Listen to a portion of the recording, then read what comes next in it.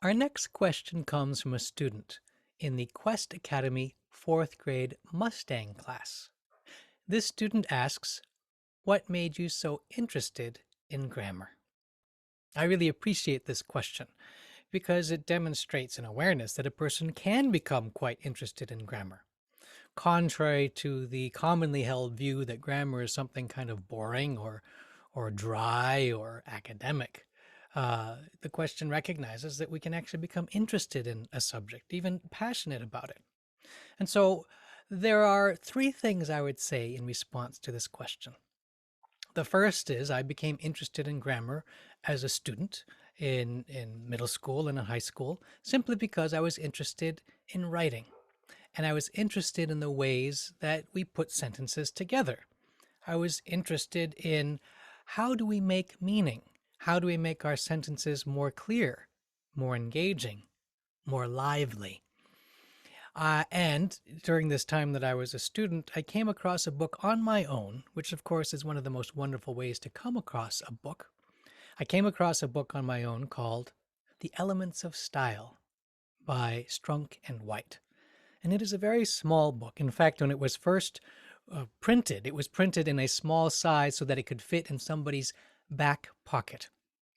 And it contains a very short but powerful series of notes or observations or sections on how we put sentences together.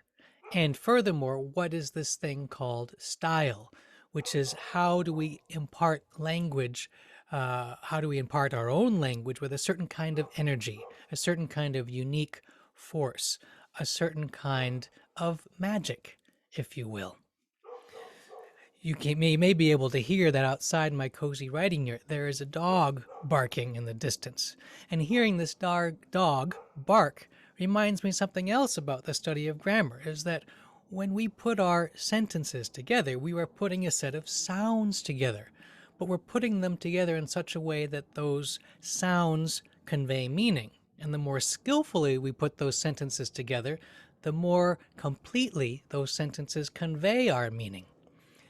Of course, when you hear a dog barking, that barking could mean any number of things. We would probably have to know that dog to be able to identify, is the dog hungry? Is the dog scared? Is the dog defending its territory?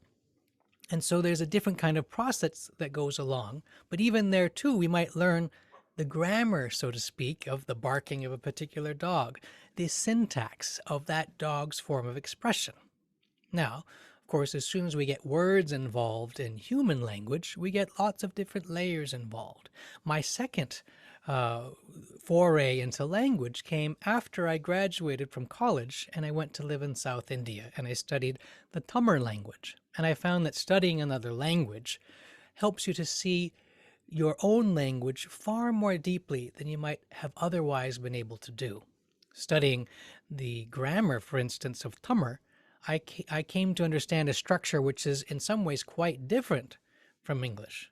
And then when I went on further to study Spanish, there too was another language which, although somewhat more similar to English than perhaps Tamil, also had its own particular structure.